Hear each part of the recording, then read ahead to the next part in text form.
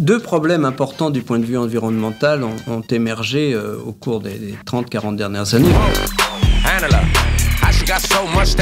L'ozone, c'est de l'oxygène avec 3 molécules qui jouent un rôle très important par rapport au rayonnement ultraviolet, qui filtre une partie de ce rayonnement et qui nous permet de vivre sur cette planète. Le trou d'ozone, c'est vraiment un phénomène qui est lié à la production du chlore et du fluor. On utilise ça dans nos frigidaires. On a rapidement compris qu'il fallait bannir ces éléments. Ces composés ne sont en principe plus fabriqués, mais il y en a toujours qui traînent dans la nature. On est, semble-t-il, en train de régler le problème de l'ozone, mais il ne sera définitivement réglé que dans une 50aine d'années. Hey baby, go crazy. Ce qui joue sur l'effet de serre, c'est très différent. C'est plus des composés comme le gaz carbonique qu'on produit à chaque fois qu'on brûle du pétrole, du charbon, du gaz naturel.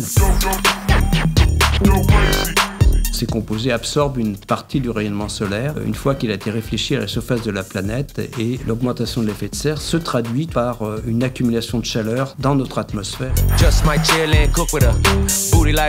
sont deux phénomènes bien distincts. L'un qu'on a pu régler facilement, c'est l'inverse dans le cas de l'effet de serre, puisque chacun d'entre nous sommes responsables, nous participons à travers nos activités de tous les jours à cette production d'effet de serre.